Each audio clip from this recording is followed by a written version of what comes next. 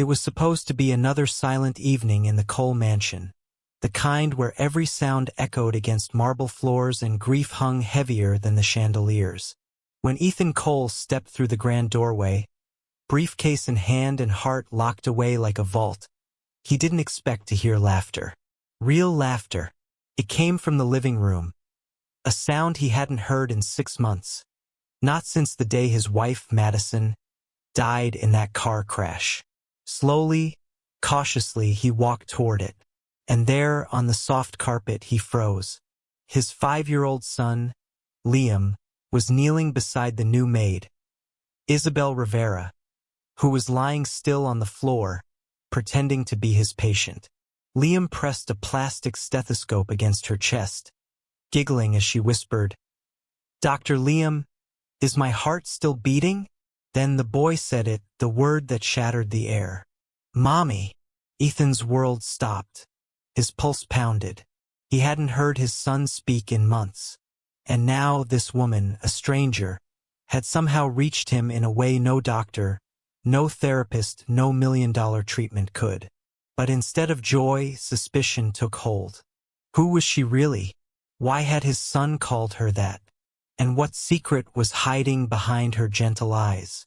If stories of truth, redemption, and the power of love move your soul, subscribe to our channel, because some lies destroy lives, and others save them. The sound of laughter was something Ethan Cole hadn't heard in 6 months. Not since the night the ocean swallowed his world. That afternoon, as he stepped into the marble silence of his Martha's Vineyard mansion, he expected the same stillness that had haunted every corridor since Madison's death. The same sterile perfection. Polished glass, disinfected air, and the echo of a life that looked flawless from the outside, yet felt hollow within. But that day there was a sound. A tiny, trembling giggle coming from the living room. Ethan frowned. The only people in the house were the security staff, the cook, and the new cleaning woman he had barely met. And Liam, his 5-year-old son, who hadn't spoken a single word since the accident. He walked slowly toward the noise, and then he froze. There, on the floor, his son was kneeling beside the maid, a Latina woman in her 30s with dark hair tied in a loose bun. She was lying still, eyes closed, pretending to be asleep while Liam pressed a toy stethoscope to her chest. "Mommy," the boy whispered softly. Ethan's breath caught. It was the first word Liam had spoken in half a year.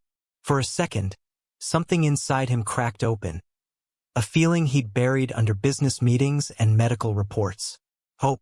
But just as quickly, suspicion took over. He clenched his jaw. "What's going on here?" The woman startled, sitting up. "Oh, Mr. Cole. I'm sorry. He just wanted to play doctor." "I didn't mean." Ethan's eyes darkened. "You let him call you that?" "No, I didn't. He just said it and He didn't wait to hear more. He turned and walked away. As the door closed behind him, the boy's tiny voice echoed through the hall, "Mommy?" And the narrator's voice would whisper through the silence. That was the moment everything could have healed. But instead, he almost destroyed it. The world of Ethan Cole. Ethan Cole was the face of American success, CEO of Cole Biotech, a pharmaceutical empire headquartered in Boston. His fortune had doubled in the last year, his image polished by charity galas and medical breakthroughs. He lived surrounded by brilliance, the ocean, the vineyard, the gleaming world of power. Yet his soul was adrift. 6 months earlier, his wife Madison had been driving back from a fundraiser when a deer crossed the road. The car spun off a cliff. She didn't survive. Liam did, but something inside the boy went dark. Doctors called it selective mutism at first. Then, after a battery of tests and MRI scans, Dr. Patricia Hall, one of Harvard's most respected neurologists and a consultant for Cole Biotech, gave the verdict: severe autism spectrum disorder. Ethan had clung to that diagnosis like a map through chaos. If science could explain it, maybe science could fix it. He poured millions into treatments, therapies, and even experimental medication developed by his own company. His mansion became a lab disguised as a home.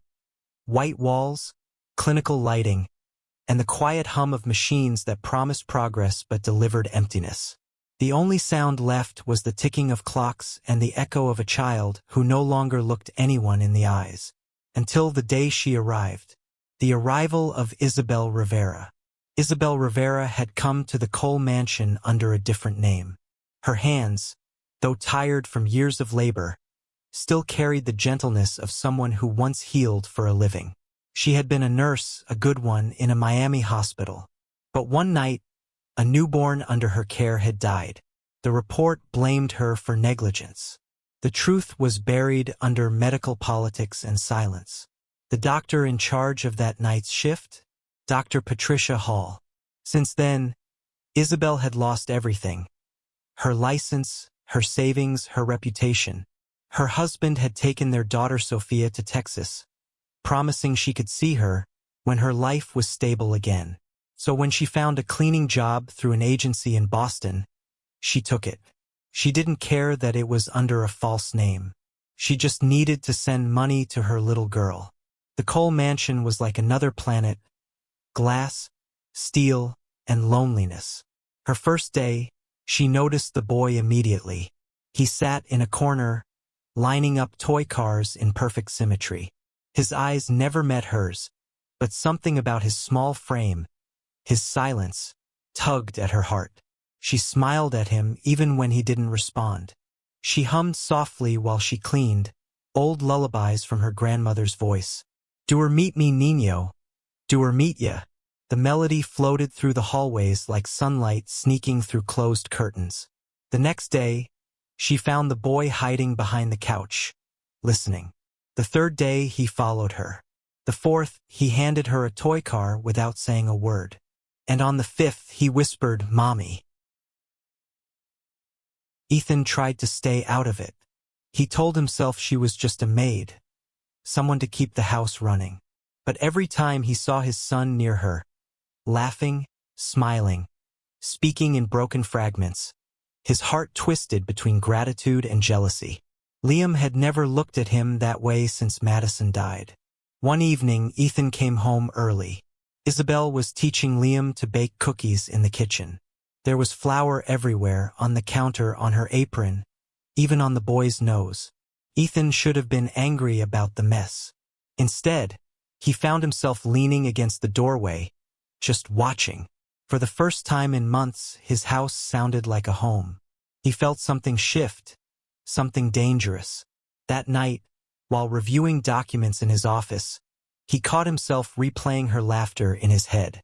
The warmth of her voice, the way she knelt to meet Liam's eyes instead of talking down to him, scared him. So he did what he always did when something scared him: he controlled it. He called his security advisor. "Run a background check on the maid," he ordered. "Full report." The secret revealed. The report arrived 3 days later. Name: Isabel Rivera. Age: 35. Origin: Mexico. Occupation: former registered nurse. License suspended. Incident: neonatal fatality under her supervision. Associated physician: Dr. Patricia Hall. Ethan's blood ran cold. That night, he confronted Patricia during a video call. "She's working here under a fake name," he said. "Why didn't you tell me you knew her?" Patricia leaned back in her chair, her expression perfectly calm. "Because I didn't think it was relevant. She's dangerous, Ethan. She caused the death of a baby in my care. She's manipulative. I'd keep her away from your son if I were you." Ethan stared at the screen, torn between two truths: the woman who had helped his son speak again, and the doctor who had guided him through his darkest hours. By morning, he made his decision. He would let her go. But destiny had other plans. The hidden report. That afternoon, while cleaning Ethan's office for what she believed was her last day, Isabel noticed a folder half hidden behind a row of books. It was old, dusty, and labeled with a name she recognized instantly: Liam Cole. She hesitated, then opened it. Inside was a printed report signed by Dr. Patricia Hall. Not the final version Ethan had shown her once, but an earlier draft marked for review. The diagnostic line read, "Sensory trauma due to acute loss. Non-permanent. Recommend emotional rehabilitation, not pharmacological intervention." Isabel's hands shook. The official report Ethan had received, the one that diagnosed severe autism, was a lie. She took the file and walked straight to him. When Ethan opened the door, she was trembling. "You need to see this," she said. He frowned. "What is it?" "The truth. About your son." He almost sent her away. Almost. But something in her eyes, that same quiet fire that had brought his son back, made him take the folder. He read in silence. Once. Twice. His face went pale. "Who gave you this?" he demanded. "It was here. Hidden. By someone who didn't want you to find it." "Why would she do that?" Isabel took a breath. "Because she needed your son to stay sick, Mr. Cole. Because she's been using his name, and others, to promote new medications for your company." He stared at her, speechless. Everything around him, the empire he'd built, the doctors he trusted, the science he worshipped, began to crumble. The call that changed everything. Ethan didn't sleep that night. He called the pediatric neurologist whose signature appeared on the earlier draft, Dr. Stevens, a quiet man who had once worked under Patricia Hall. When he asked about the conflicting diagnoses, the man hesitated. Finally, he said, "Patricia overrode my assessment. She said the company needed a stronger case to test a new therapy. I didn't agree, but she was your consultant. She said you approved it." Ethan's voice broke. "I didn't." The truth hit him like a hurricane. His son was never autistic. He had been traumatized, grieving, silent, but curable. And Ethan had let a corporation turn his child into a medical project. He turned to the window. Outside, dawn was breaking over the Atlantic, the same ocean that had taken Madison. He whispered to himself, "What have I done?" When morning came, Ethan's world was already shifting beneath him. He called Patricia Hall into his office at Cole Biotech's headquarters in Boston, a glass tower overlooking the harbor. The air was sharp, sterile, corporate. She arrived in her usual perfection. Navy suit, pearl earrings, calm smile. "Ethan, you sounded urgent." He handed her the file, the hidden report. "Explain this." Her eyes flicked across the page. Her expression didn't change, but a single muscle tightened near her jaw. "Where did you get this?" "It doesn't matter. What matters is that you lied." "I didn't lie," she said smoothly. "I adjusted the report for accuracy. The first draft was incomplete. You changed the diagnosis from temporary trauma to severe autism. You destroyed my son's life." "I saved your company," she said sharply. "Do you have any idea how much media exposure Liam's case gave us? Investors, partnerships, trials. It put Cole Biotech on the global stage. You should be thanking me." Ethan's voice trembled, quiet but deadly. "You used my son." She stepped closer, lowering her voice. "Careful, Ethan. Don't bite the hand that built your empire." He stared at her, horror dawning like sunrise over a battlefield. That was the moment he realized. Madison's death had made him a man of science, but grief had turned him blind. He'd allowed monsters to wear lab coats.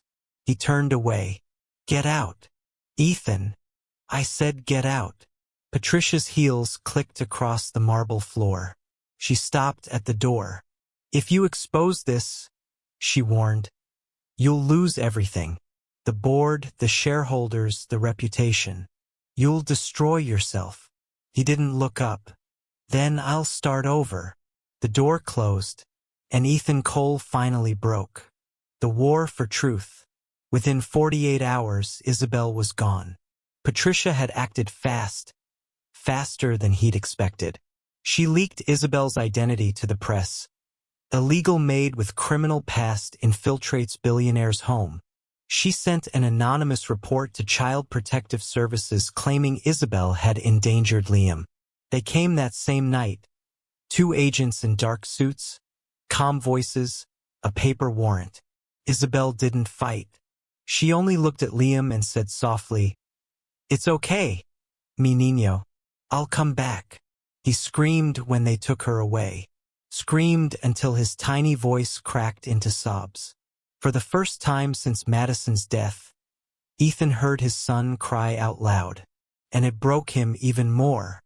He tried to fix it the legal way, phone calls, lawyers, silence. But Patricia had buried him under layers of bureaucracy and scandal. The tabloids feasted. The maid, the millionaire, and the lie. Cole Biotech CEO linked to medical fraud. For weeks, Ethan's mansion returned to its old silence. But this time, it was worse. It wasn't the silence of grief. It was the silence of guilt. Liam stopped eating, stopped sleeping, sat by the window every evening, whispering, "Mommy will come back." And Ethan, for the first time, didn't know how to save his son. Until the night he found Patricia's deleted emails. The digital ghosts. The IT department at Cole Biotech had backups of every executive communication. Ethan called his most trusted technician and asked him to restore Patricia's files. Within hours, hundreds of emails flooded his screen, messages between Patricia and pharmaceutical suppliers, clinical trial coordinators, and media consultants. There were payment trails, private conversations, coded agreements. One email, dated months before Liam's diagnosis, froze him cold. From Patricia Hall to Marketing Division. "We have a high-profile case in progress. The CEO's son. Perfect for pilot testing the new neural compound. He'll never question it." Ethan's hands shook as he scrolled. Another message to a Harvard researcher. Adjust MRI data to indicate reduced activity. Parent consent not required. Corporate authorization will cover liability. He realized the truth was bigger than a personal betrayal. It was an empire built on human pain. He copied everything, every file, every name, and sent it anonymously to an investigative journalist he trusted. Someone who had once exposed corruption in the medical industry. Then he waited. The story hit like a meteor. Pharma scandal. Top neurologist manipulated diagnoses for corporate gain. Cole Biotech under federal investigation. Families of dozens of children file lawsuits. Within 24 hours, Patricia Hall was arrested. Cameras swarmed her front yard as she was led away in handcuffs, shouting, "I did it for science." The public was merciless. Cole Biotech stocks plunged. The board demanded Ethan's resignation. He gave it to them. "I built this company to heal," he said in his final press statement. "But we lost sight of what healing means. A lie cannot cure pain. It only hides it." When the microphones shut off, he walked out of the building with nothing but a suitcase and his son's photo in his pocket. And for the first time in years, he felt free. The cost of redemption. Isabel was cleared a month later. The investigation proved she had been framed for the neonatal death in Miami, a scapegoat in another of Patricia's cover-ups. When she walked out of the courthouse, sunlight touched her face like a blessing she no longer expected. Reporters shouted her name, but she didn't answer. She only looked up, whispered, "Gracias," and smiled. That night, Ethan waited outside her small rented apartment with Liam asleep in the car. When she opened the door, her eyes widened in disbelief. "You shouldn't be here," she said softly. "I know." They stood in silence, the city lights flickering between them. "I wanted to say thank you," he said finally, "for saving my son, for saving me." She looked down. "I didn't save you. You saved yourself when you chose to see the truth." He nodded, eyes glistening. "Will you come back?" She hesitated. "It's not my world, Ethan. You have everything. I have just enough." He smiled faintly. "Then maybe we can build something in between." She said nothing, just looked past him, at the boy sleeping in the back seat. His tiny hand pressed against the window, reaching for her. Her resolve broke. She walked to the car, opened the door, and knelt beside him. "Mi niño," she whispered. His eyes opened, clear, bright, alive. "Mommy!" She hugged him, tears spilling freely. Ethan looked away, hiding his own. And for the first time since Madison's death, the mansion on the hill filled with life again. Years of rebuilding. The Cole mansion changed. The sterile white halls gave way to laughter, to cooking smells, to music in Spanish and English alike. Ethan founded a new organization, the Cole Rivera Foundation, dedicated to investigating medical fraud and supporting families of misdiagnosed children. He sold his yachts, his extra properties, his stocks. He turned luxury into purpose. Isabel regained her nursing license and began working again, not for hospitals but for the foundation. She specialized in children recovering from trauma, teaching parents that healing required patience, not pills. And little Liam, began to speak, draw, run, dream. He grew into a kind, curious young man. On some evenings, when the ocean breeze swept through the vineyard, Isabel would sing softly while Ethan watched from the terrace. "Do meet me, niño." He would close his eyes, remembering the first day he heard that song, the day hope returned disguised as a lullaby. 10 years later, the ballroom at the Boston Symphony Hall shimmered with gold and light. It was the annual Cole Rivera Foundation Gala, a night that had become a beacon for families around the country.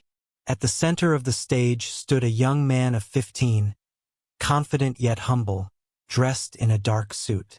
His name badge read Dr. Liam Cole, pediatric specialist in trauma therapy.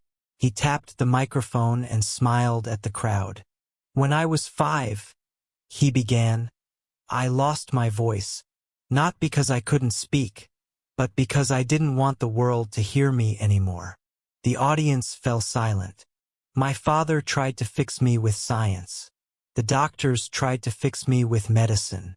But the person who truly healed me didn't use any of those things."